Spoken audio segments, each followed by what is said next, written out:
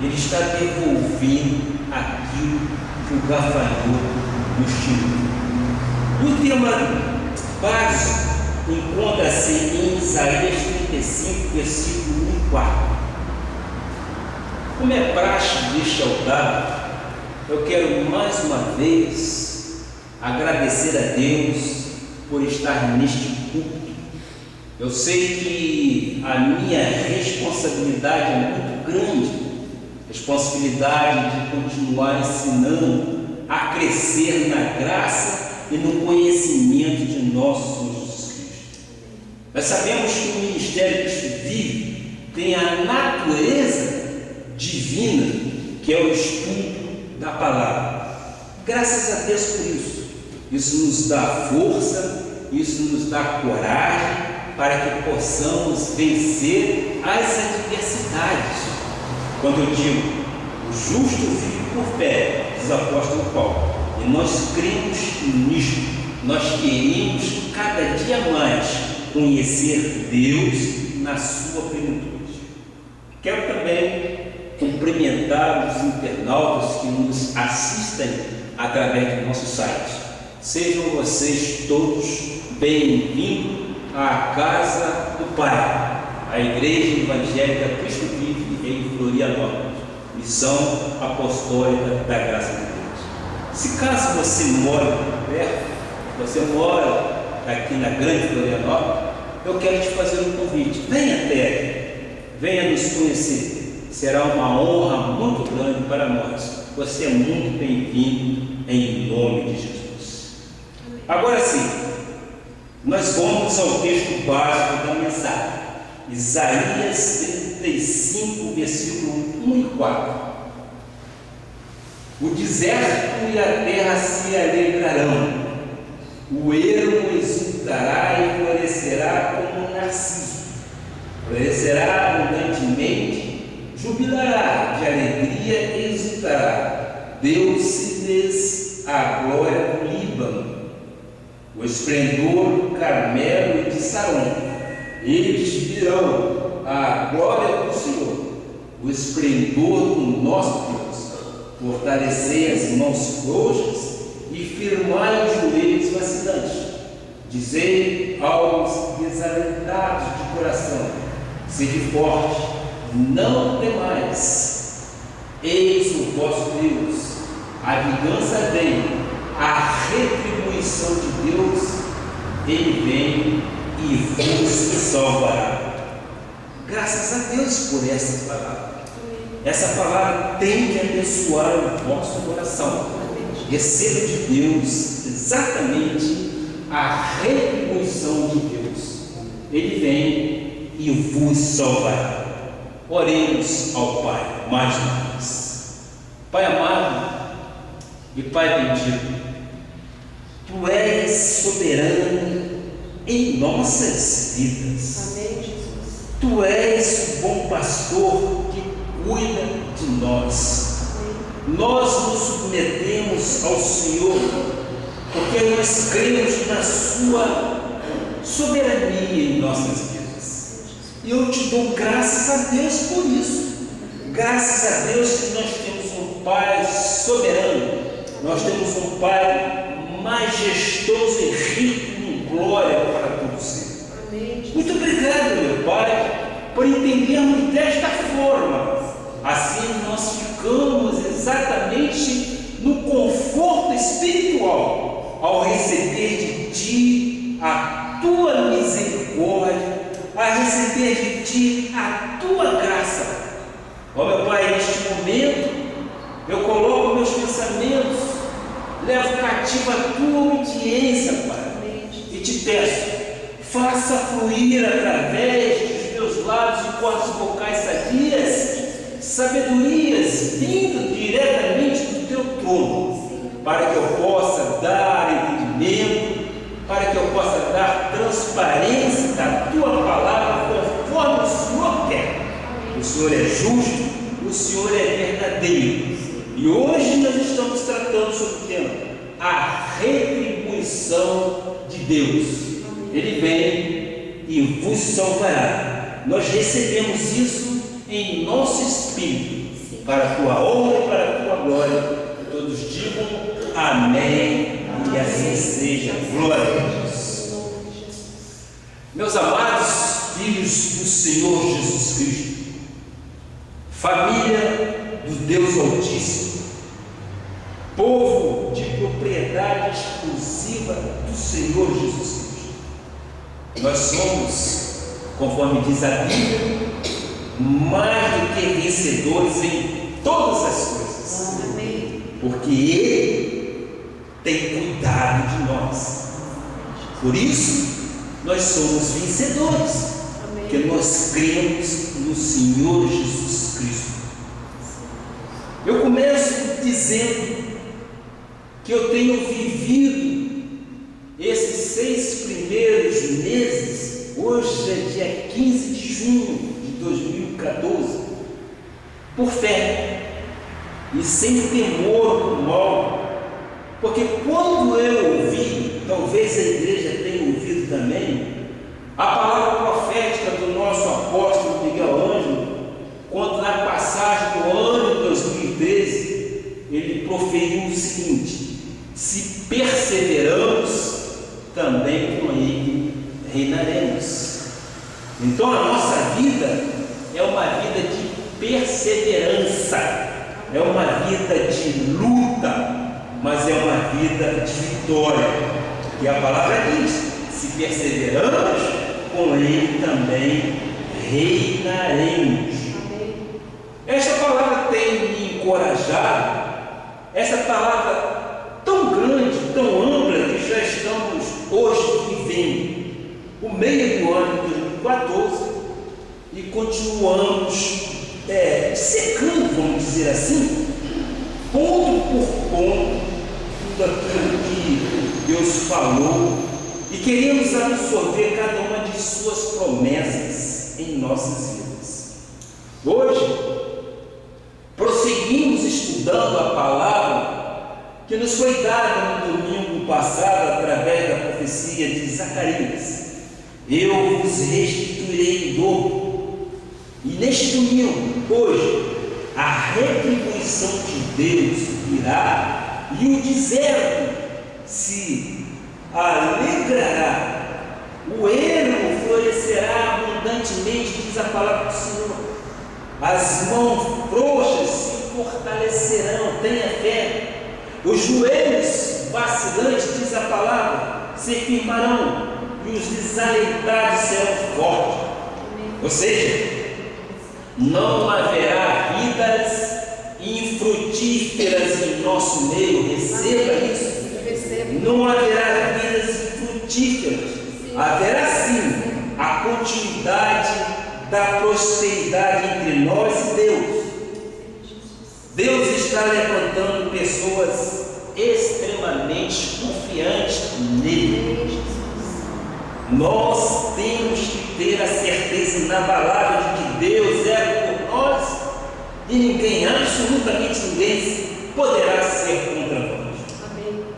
Deus prometeu ao seu povo que a partir de agora tudo seria retribuído, que tudo seria restaurado, que não haveria mais deserto, ermo, frouxidão, desalento, temores ou perdas na nossa vida. É tempo então de retribuição de Deus. Sei que Deus trabalhará intensamente nos nossos corações, que nunca mais ouviremos, creia nisso, meus amados irmãos, nós nunca mais ouviremos pessoas dizer que perderam oportunidades, desprezaram possibilidades, ou que jogaram tudo fora, ou que estragaram talvez tudo, e por isso não foram ou não são felizes.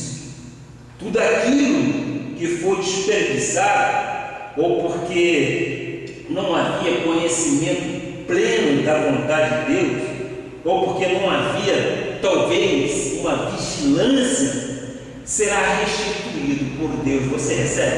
Amém. Diga: eu recebo a restituição de Deus. Amém. tudo que perdemos pode e será restaurado em nome de Jesus. Se o inimigo de nossas almas tivesse o poder de tirar, de fazer e acontecer com as nossas vidas e ficasse tudo por isso mesmo, Deus não seria Deus. Vocês concordam comigo? Deus é soberano. Deus tem um governo completo de nossa vida. Nós nascemos com um propósito eterno do Senhor. Nós nascemos segundo a sua imagem e semelhança. Para que você se sinta envergonhado? Não, muito pelo contrário. Nós temos que lutar de cabeça erguida e saber que Ele é por nós e ninguém poderá ser contra nós. Amém. Nós nascemos evidentemente com um propósito certo.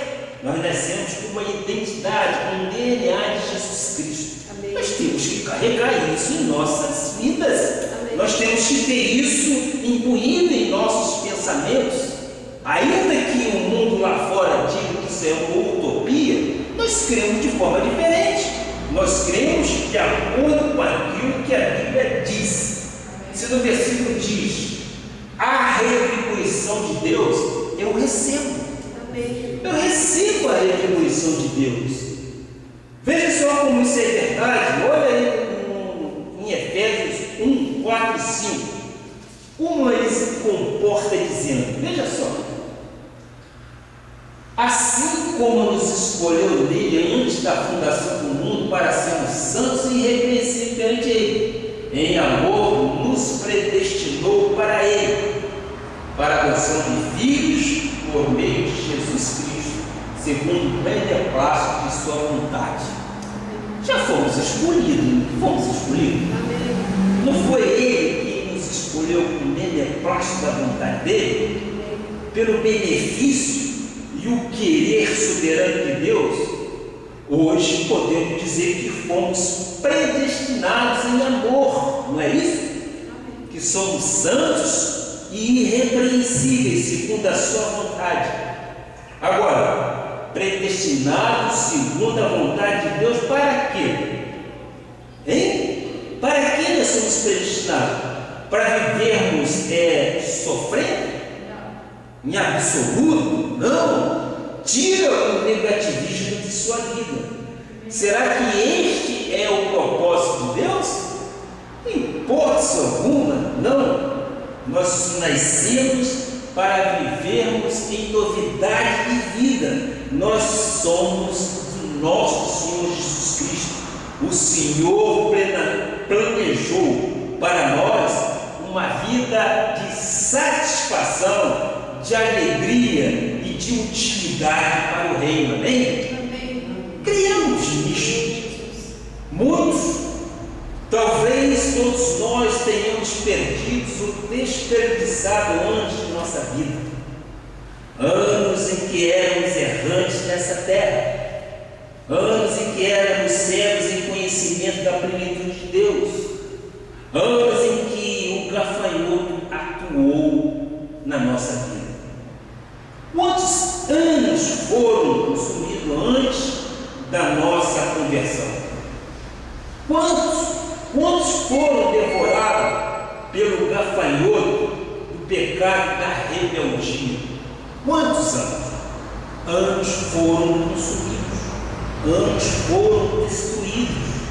Quantos anos nós desperdiçamos em nossas vidas, quando poderiam ter trazido alegrias aos pais, ter poupado dores e sofrimentos? Quantos anos nós perdemos?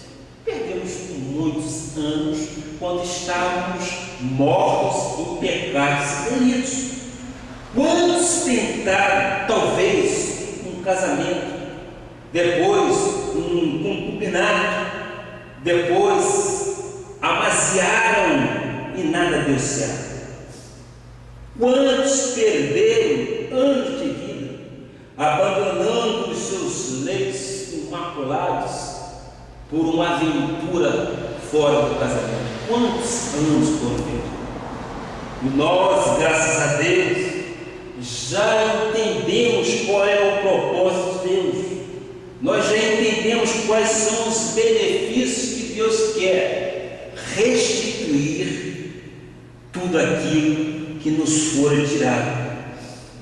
Eu sei que o que é perder antes de vida, sei o que é viver antes de sofrimento. Eu digo isto da Catarina com uma experiência de filho de pastor que fui. Pastor da lei, pastor da igreja tradicional.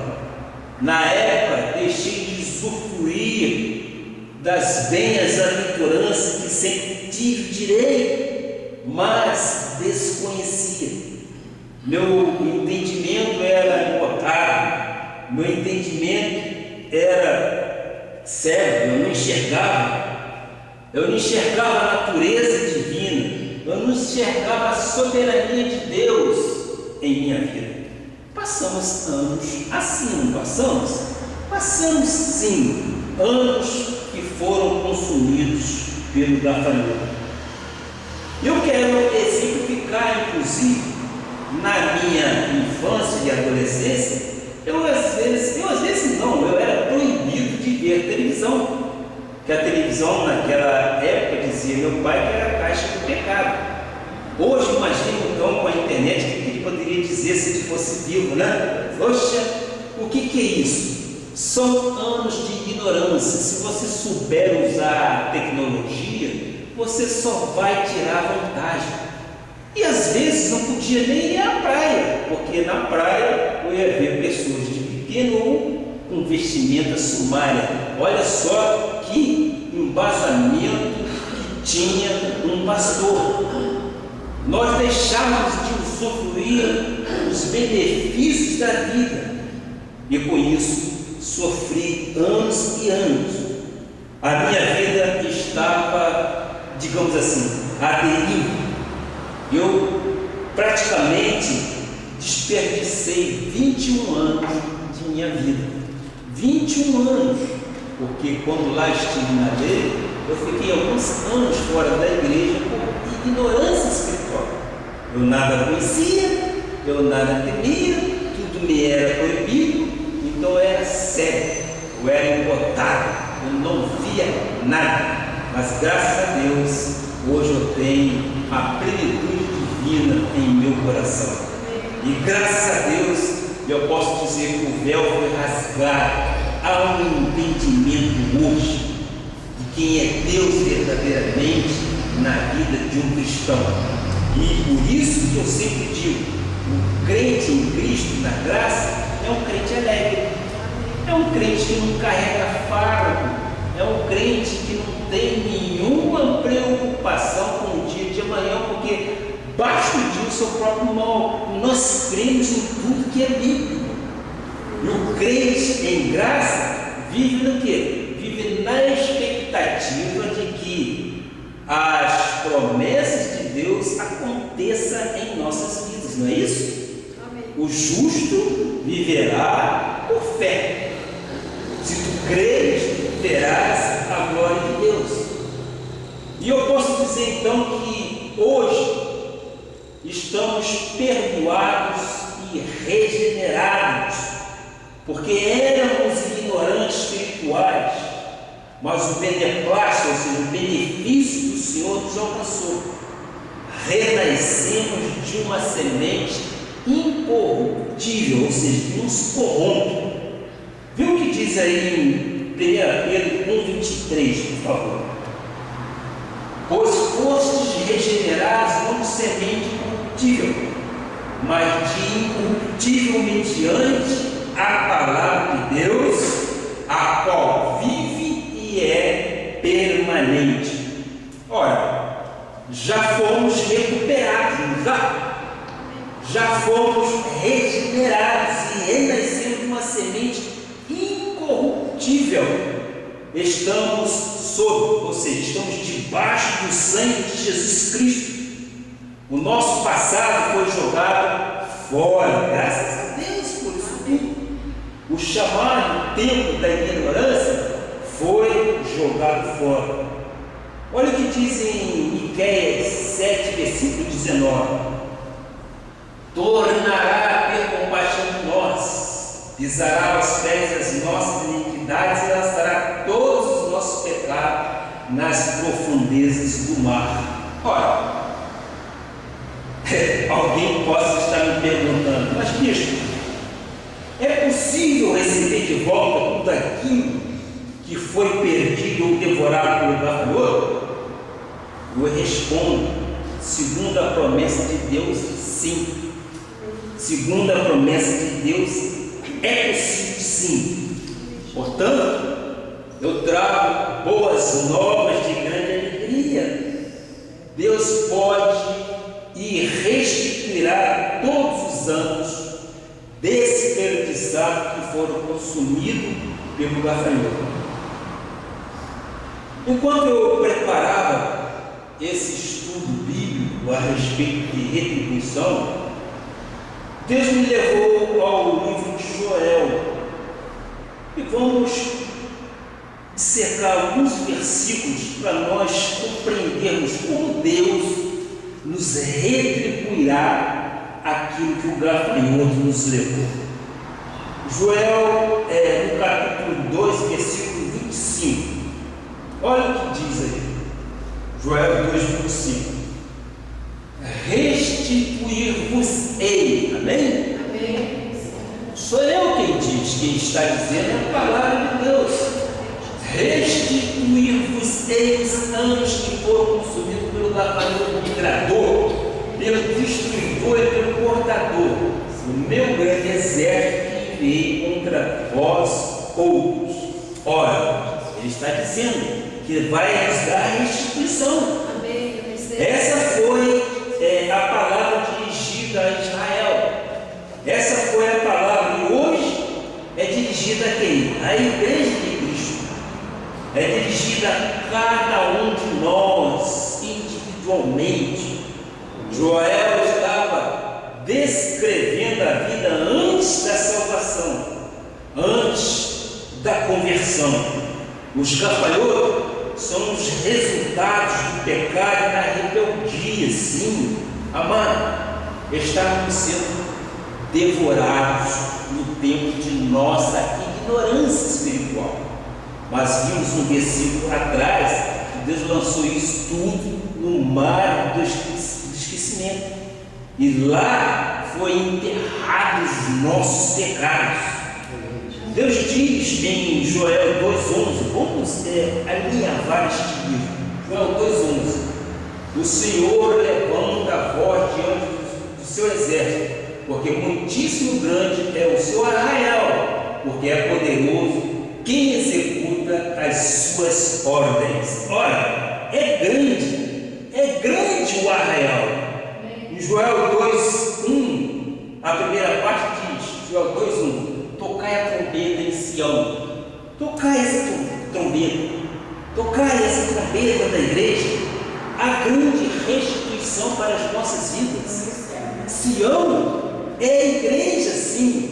Ou seja, Deus avisa o seu povo que mudará toda a situação contrária, porque é poderoso quem executa as suas ordens. Grande será esse dia em que haverá a restituição do que foi tirado do seu povo. Quem não tem Jesus não possui defesa ou armas espirituais, né, pá? Quem não tem Jesus em seu coração não tem armas espirituais para apagar os dardos inflamados do inimigo, que são o quê? Que são as perdas causadas pelo gafanhoto migrador. O fogo devorador vem pelos ouvidos, entra pelo coração e se instala no pensamento humano, e a pessoa não sabe como se defender, por isso perde, por isso vê a ruína, a falência e a vida se esgotar. Nós vivemos em um país com hábitos satânicos, não é verdade? Onde as pessoas habituaram-se a consultar cartas, onde as pessoas habituaram-se a consultar búzios, quiromantes e necromantes. São pessoas que um dia tiveram um lar como um jardim florido, hoje são um deserto. Quem procura esse tipo não tem fidelidade para com Deus. Cada vez mais há perda. Quem procura búzios, quem procura necromantes, quem procura quiromantes. Deus não está nisso. Joel 1, versículo 4 diz: o que deixou o gafanhoto portador, olha que cadeia sucessiva, comeu o gafanhoto migrador. O que deixou o migrador, comeu o gafanhoto devorador.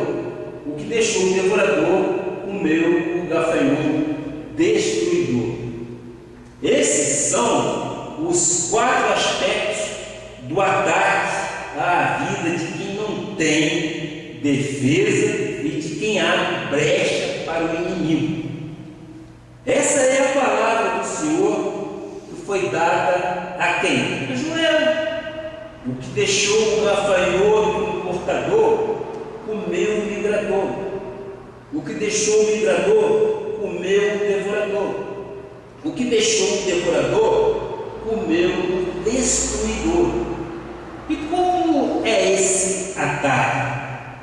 É um envolvimento em cascata, aos poucos, quase imperceptível. Primeiro, é uma pequena dose, depois são 2, depois são 3, até que as tantas já há um completo submetimento ao erro e ao pecado, a uma dependência. Joel ainda faz uma analogia com uma guerra. Joel 1, versículo 6. Porque veio um povo contra a minha terra, poderoso e inumerável. Os seus dentes são dentes de leão, e ele tem os queixais de uma leoa.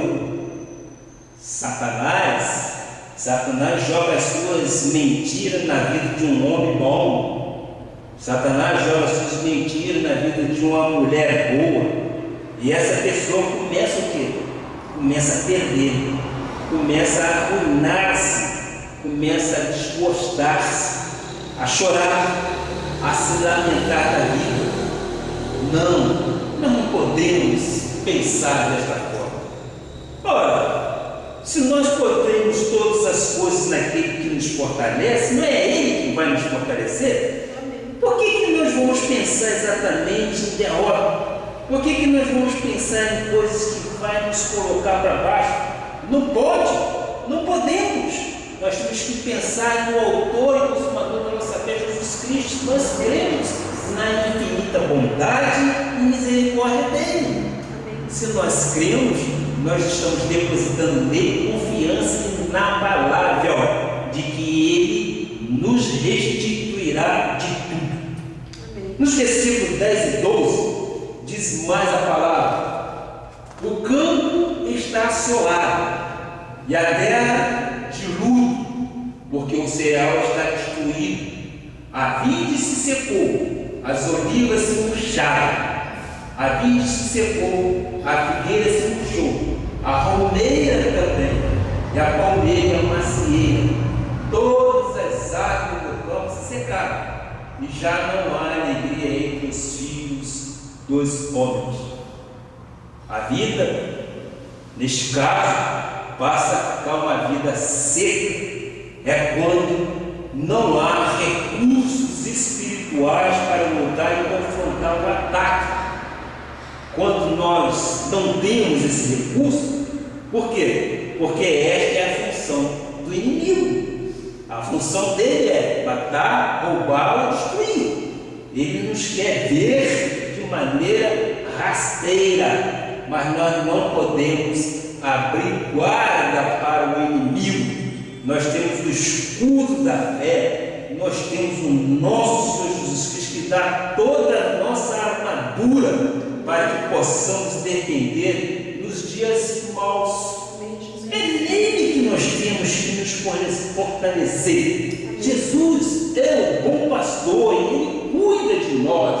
Jesus realmente é aquele que tem cuidado de nós. Ora, vou continuar então em Joel 2, versículo 25. Joel 2, 25. A promessa: restituir-vos-ei os anos que foram consumidos pelo gafanhoto migrador, pelo destruidor, pelo portador, o meu grande exército que enviei contra vós outros. Deus está dizendo que recompensará os anos que foram destruídos. Não é isso que ele está dizendo nesse versículo? Anos foram destruídos pelo gafanhoto migrador, pelo destruidor e pelo portador. O meu grande exército que veio contra vós outros foram consumidos. Deus então vai recompensar todos esses anos. O Senhor não está falando de uma semana. O Senhor está falando de anos que perdemos. Eu recebo isso em minha vida. Você recebe? Receba em sua vida exatamente que será restituído os anos que o gafanhoto migrador levou. E nós cremos nestas restituições. Vejamos então Joel 2,26.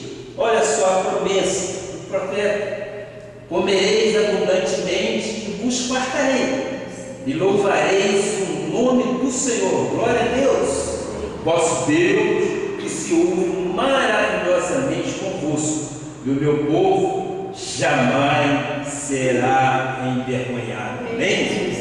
E o meu povo jamais será envergonhado.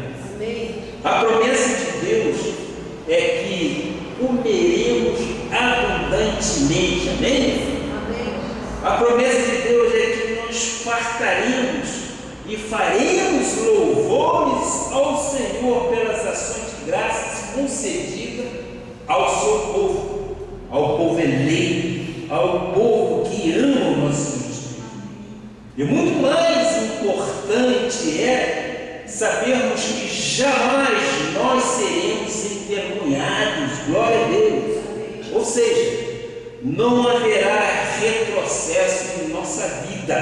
Se Deus fosse dar o troco, culpando-nos pelos nossos pecados, o que seria de nós? Não é verdade? Porque no tempo da ignorância nós pecamos sem saber às vezes que pecamos, porque éramos ignorantes. Então nós éramos cegos, nós éramos embotados, nós não tínhamos entendimento. A pergunta é: o que seria de nós? Ele, Jesus, tem a provisão para todos os anos que foram consumidos. Amém? Amém. Jesus tem a provisão total para tudo aquilo que o inimigo tenha levado. Eu quero me agarrar a essas promessas. Eu me agarro a essas promessas. E você? Amém. Se agarre também às promessas de Deus. Nós temos direito. A palavra nos diz que temos direito a comer o melhor dessa terra. Meus amados, mais uma vez eu quero dizer para vocês: isso não é um imaginário, senão nós estaríamos perdendo tempo. Isso é real na nossa vida. Nós temos que crer nisso tudo que a palavra diz, para que nós tenhamos resultados bons em nossas vidas. Amém. Nós não podemos temer o mal, nós não podemos, porque nós sabemos que nosso Jesus é por nós. Continuando em Joel 2, versículo 21, estamos estudando exatamente o livro de Joel. Diz a palavra: não temas, ó terra, regozija-te e alegra-te, porque o Senhor faz grandes coisas. Quando o Senhor diz que faz grandes coisas em nossas vidas, ele não está se referindo apenas a curar uma dor de cabeça, ele não está se referindo apenas a curar uma dor de barriga, ele está dizendo que restituirá aquilo que os assaltos, os percalços da vida nos tiraram. Nós estamos lidando com o Deus certo que promete e diz que não teremos o opróbrio, ou seja, a vergonha em nossa vida. Jamais em nossa vida há perda ou haverá perda. Não temos perda recorrente, ou seja, aquela que vai e volta. Houve perda e Deus está prometendo restituição ou retribuição da perda. Disse lá no seu versículo: de uma vez por todas fomos nós livres das perdas, e agora chegou a nossa vez de sermos restituídos. Amém? Amém. Vamos compreender, vamos receber. Versículos 19, 20 e 27, ainda de Joel, por favor, vamos ver. E respondendo, lhe disse: eis que vos envio o cereal e o vinho e o óleo, e dele sereis fartos. Recebo, e vos não entregarei mais ao opróbrio entre as nações, ou seja, não passaremos vergonha mais.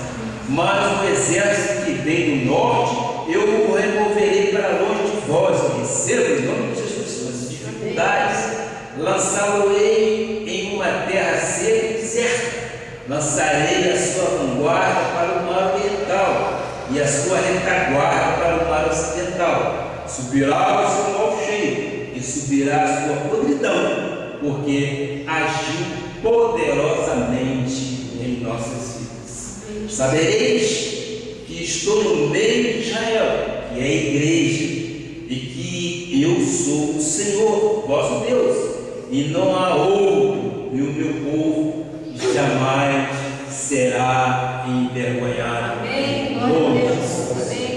E o meu povo jamais será envergonhado. Deus está criando, estabelecendo um povo que confie nas promessas dele. Deus está confirmando a sua natureza divina, e essas são as promessas de Deus para as nossas vidas. Ele nos dará o quê? O cereal, não é verdade? Ele nos dará o vinho e o óleo, e dele nós seremos fartos e não mais seremos envergonhados. Que Deus, não é? Os nossos celeiros estarão completos, não é isso? E os nossos lagares se transbordarão de óleo e vinho, não é fato? É isso que nós queremos para nossas vidas. O Senhor é fiel, o Senhor devolverá todos os anos que foram perdidos. Tudo começará de novo. No dia em que o conhecemos, a agenda e o calendário da nossa vida mudaram. Há uma nova criatura. Deus vai até o primeiro dia de nossa vida e traz tudo de volta. Aquilo que não era bom, Ele deixa, e o que nós perdemos que era bom, Ele traz de volta, porque Ele é um Deus poderoso. Amém, Jesus. Olha, tudo que você achava que estava morto, tudo que você achava que estava perdido, acabado ou guardado para sempre, fora evidentemente de suas mãos, será devolvido e será restituído. Amém, Jesus. Então, pense que a sua vida foi jogada no vazio. Não pense dessa forma. A tua vida não foi jogada no vazio. Você não é uma pessoa qualquer. Você é uma pessoa abençoada por Deus. E Deus produzirá vitórias sobrenaturais além das possibilidades humanas, além do que você possa imaginar. imaginar ou pensar. Creia. Joel 2,24 diz, continuando, olha quanta maravilha de promessas lá do profeta Joel, ainda na lei, tinha sombras de bens vindouros. Olha só, as eiras se encherão de trigo, e os lagares transbordarão de vinho e de óleo. Esta é a promessa. Deus ressuscitará o que estava morto na minha e na tua vida. Vícios antigos nunca mais voltarão. Erros passados não serão mais devoradores na sua vida. Tentações não serão mais destruidoras. O passado espiritual está morto, está enterrado. A Bíblia diz que quem está em Cristo é uma nova criatura, é isto mesmo. E as coisas velhas, o que aconteceram? Já passaram, graças a Deus. Tudo se fez novo. Todas as feridas causadas pelas mentiras do inimigo estão saradas, estão curadas e estão cicatrizadas por Jesus Cristo, pelo sangue do Cordeiro de Jesus Cristo. Jeremias, um outro profeta, 31, versículo 3, também nos diz o seguinte: de longe se me deixou ver o Senhor dizendo, com amor eterno te amei, por isso com benignidade te atraí. Deus é amor. Deus é amor. Quando vem a adversidade, quando vem o destruidor, o devorador, o migrador, não podem fazer nada, porque o amor eterno de Deus é muito maior em nossas vidas. Amém. E o Senhor Jesus Cristo prometeu que restituirá tudo o que tiver sido afetado. Restituirá tudo o que tiver sido afetado. Amém. Depois de tudo isso, alguém pode estar pensando, mas a coisa é tão simples assim, pastor? A coisa é tão fácil assim? Bem, agora vamos entrar evidentemente nas regras de Deus. Seria muito fácil a pessoa levar uma vida espiritual de qualquer jeito e começar a pedir a Deus que Ele trouxesse de volta o que o gafanhoto levou. Seria muito fácil se isto acontecesse desta forma. Mas nós temos regras, e a primeira delas é que Deus é o galardoador daquele que busca. Nós temos que buscar em espírito e em verdade. Nós temos que buscar o Senhor. Ora, e nós só vamos encontrar o Senhor quando estamos em oração e como estamos em obediência à sua palavra, quando nós agradamos dele, né? Isso não seria muito fácil, de uma forma leviana, estarmos vivendo e perdêssemos tudo e depois quiséssemos de volta aquilo que o gafanhoto tivesse levado. Então a regra número 1 é buscar o Senhor de todo o coração. O salmista Davi já dizia isso no Salmo 37, versículo 4.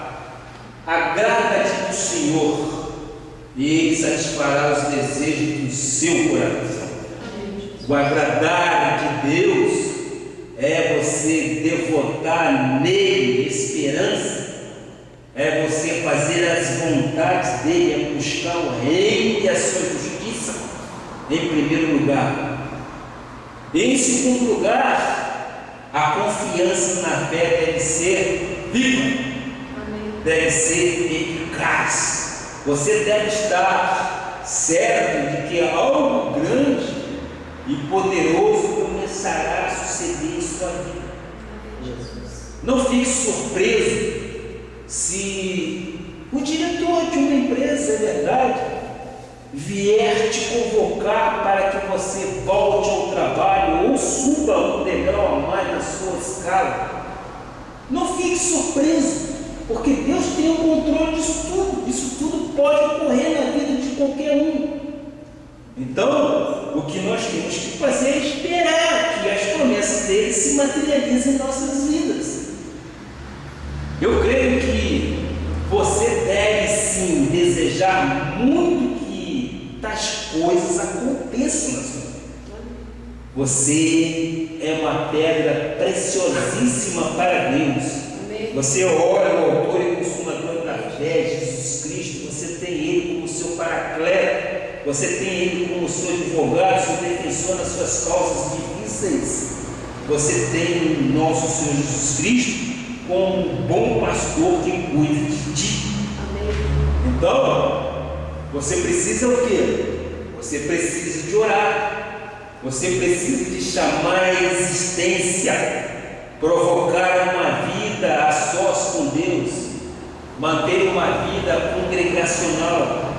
A igreja deve ser parte integrante da sua vida.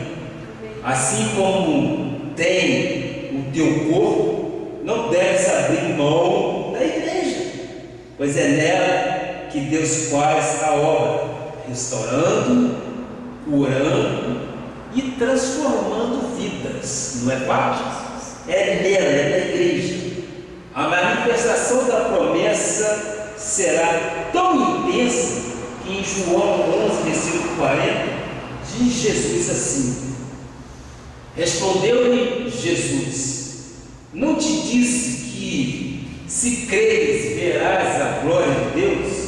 Esse versículo mexe muito comigo. Mexe comigo por quê?